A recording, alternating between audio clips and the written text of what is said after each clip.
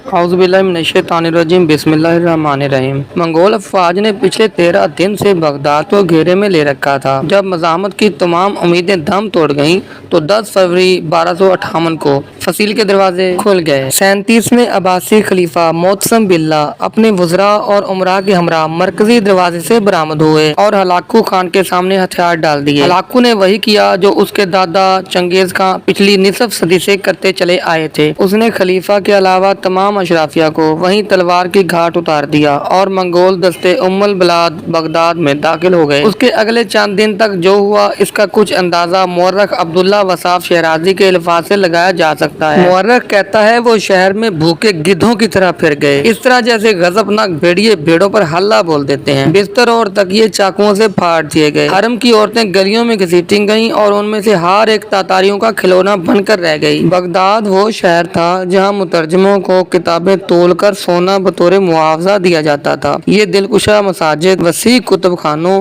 आलीशान मोहल्लात, सर सबज बागात, लबालब भरे बाजारों, इल्म अफरोज मदरसों और पुरताइश हमामों का शहर था। इस बात का दुरुस्त तखमीना लगाना मुश्किल है कि कितने लोग उस कत्ले आम का शिकार हुए। मुअर्रिखीन का अंदाजा है कि 2 लाख से लेकर 10 लाख तक लोग तलवार, तीर या भाले की घाट उतारे गए। तारीख की किताबों में लिखा है कि बगदाद की गलियां लाशों से अटी पड़ी थीं। चंद दिन के अंदर अंदर उनसे उठने वाले ताफुन की वजह से हलाकू खान को शहर से बाहर खेमा लगाने पर मजबूर होना पड़ा। इसी दौरान जब अजीमुशान शाही महल को आग लगाई गई तो उसमें इस्तेमाल होने वाले आबनूस और संदल की कीमती लकड़ी की खुशबू आसपास के इलाके की फिजाओं में फैली बदबू में मदगम हो गई। कुछ इसी तरह का अदगाम दजला में भी देखने में आया। कहा जाता है कि उस असातीरी दरिया का मटियाला पानी पहले चंद दिन सुर्ख बहता रहा और फिर स्याह पड़ गया। सुर्खी की वजह वो खून था जो गलियों से बह बह कर दरिया में शामिल होता रहा और स्याही इस वजह से कि शहर के सैकड़ों कुतुब खानों में महफूज नादर नुस्खे दरिया में फेंक दिए गए और उनकी स्याही ने घुल घुल कर दरिया की सुर्खी को मांद कर दिया। हलाकू खान ने 29 जनवरी 1257 को बगदाद के मुहासरा का आगाज किया था। हमले से पहले उसने खलीफा को लिखा कि लोहे के सुए को मुक्का मारने की कोशिश ना करो, सूरज को बुझी हुई मोमबत्ती समझने की गलती ना करो, बगदाद की दीवारें फौरन गिरा दो, इसकी खंदकें पाट दो, हुकूमत छोड़ दो और हमारे पास आ जाओ। अगर हमने बगदाद पर चढ़ाई की तो तुम्हें गहरी तरीन पाताल में पनाह मिलेगी, ना बुलंद तरीन आसमान में। 37वें अब्बासी खलीफा मोहतसम बिल्ला की वो शान शौकत तो नहीं थी जो उनके अजीम शान अजदाद के हिस्से में आई थी, लेकिन फिर भी मुस्लिम दुनिया के बेशतर हिस्सों पर उनका सिक्का चलता था और खलीफा का ज़ौम था कि इस पर हमले की खबर सुनकर मराकश से लेकर ईरान तक के सभी मुसलमान उनके सामने सीना सुपर हो जाएंगे। चुनांचे खलीफा ने हलाकू को जवाब में लिखा, नौजवान 10 दिन की खुशकिस्मती से तुम खुद को कायनात का मालिक समझने लगे हो। जान लो कि मशरक ता मगरब खुदा के मानने वाले अहले ईमान मेरी रियाया हैं, सलामती से लौट जाओ। हलाकू खान को अपने मंगोल सिपाहियों की सलाहियतों पर पूरा एतमाद था। वो पिछले 4 अशरों के दौरान अपने आबाई वतन मंगोलिया से निकलकर 4000 मील दूर तक आ पहुंचे थे और इस दौरान मालूम दुनिया के बड़े बड़े हिस्से को अपना मती बना चुके थे। बगदाद पर हमले की तैयारियों के दौरान न सिर्फ हलाकू खान के भाई मंगू खान ने ताजा दम दस्ते भिजवाए, बल्कि आर्मीनिया और जॉर्जिया से खासी तादाद में मसीह फौजी भी आन मिले थे जो मुसलमानों से सलेबी जंगों में यूरोप की शिकस्त का बदला लेने के लिए बेताब थे। यही नहीं, मंगोल फौज तकनीकी लिहाज से भी कहीं ज्यादा बरतर और जदीद टेक्नोलॉजी से बहरावर थी। मंगोल फौज में चीनी इंजीनियरों का यूनिट था जो मंजनीकों की तैयारी और बारूद के इस्तेमाल में महारत रखता था। बगदाद के शहरी आतिशगिर मादे नफ्ता से वाकिफ थे जिसे तीरों से बांधकर फेंका जाता था, लेकिन बारूद से उनका कभी वास्ता नहीं पड़ा था। उस जमाने में बारूद आहिस्तगी से जलता था। मंगोलों ने उसमें ये जिद्दत पैदा की कि उसे लोहे या पकाई गई मिट्टी की ट्यूबों में रख देते थे जिससे वो धमाके से फाट जाता था। इसके अलावा मंगोलों ने धुएं के बम बनाने भी महारत हासिल कर ली थी। उनके मंजनीकों ने शहर पर आतिशी बारिश बरसाना शुरू कर दी। यही नहीं, मंगोलों ने फसील के नीचे बारूद लगाकर उसे भी जगह जगह से तोड़ना शुरू कर दिया। बगदाद के बासियों ने ये आफत इससे पहले कभी नहीं देखी थी। अभी मुआसरे को एक हफ्ता भी नहीं गुजरा था कि खलीफा ने हलाकू खान को भारी तावान अदा करने और अपनी सल्तनत में जुमे के खुतबा में उसका नाम पढ़ने की शर्त पर सुलह की पेशकश की, लेकिन हलाकू को फतेह सामने नजर आ रही थी। उसने ये पेशकश फौरन ठुकरा दी। आखिर 10 फरवरी का दिन आया जब खलीफा ने शहर के दरवाजे मंगोलों के लिए खोल दिए। मंगोल मजहब में किसी बादशाह का जमीन पर खून बहाना बदशगुनी समझा जाता था, इसलिए हलाकू शुरू में खलीफा को ये बावर करवाता रहा जैसे वो बगदाद میں اس کا مہمان بن کر آیا ہے۔ خلیفہ کی ہلاکت کے بارے میں کئی کہانیاں مشہور ہیں، تاہم قرین قیاس ہلاکو کے وزیر نصیر الدین توسی کا بیان ہے جو اس وقت موقع پہ موجود تھے۔ وہ لکھتے ہیں کہ خلیفہ کو چند دن بھوکا رکھنے کے بعد ان کے سامنے ایک ڈھکا ہوا خوان لایا گیا۔ بھوکے خلیفہ نے بے تابی سے ڈھکن اٹھایا تو دیکھا برتن ہیرے جواہرات سے بھرا ہوا ہے۔ ہلاکو نے کہا کھاؤ۔ موسم باللہ نے کہا ہیرے کیسے کھاؤں؟ ہلاکو نے جواب دیا اگر تم ان ہیروں سے اپنے سپاہیوں کے لیے تلواریں اور تیر بنا لیتے تو میں دریا عبور نہ کر پاتا۔ عباسی خلیفہ نے جواب دیا خدا کی یہی مرضی تھی۔ ہلاکو نے کہا اچھا تو اب میں تمہارے ساتھ جو کرنے جا رہا ہوں وہ بھی خدا کی مرضی ہے۔ اس نے خلیفہ کو چمڑے میں لپیٹ کر اس کے اوپر گھوڑے دوڑا دیے تاکہ زمین پر خون نہ بہے۔ تو ناظرین آج کے لیے اتنا ہی۔ ویڈیو اچھی لگے تو لائک کیجیے گا اور چینل کو سبسکرائب کرنا ہرگز نہیں بھولیے گا۔ ملتے ہیں اگلی ویڈیو میں، تب تک کے لیے اللہ حافظ۔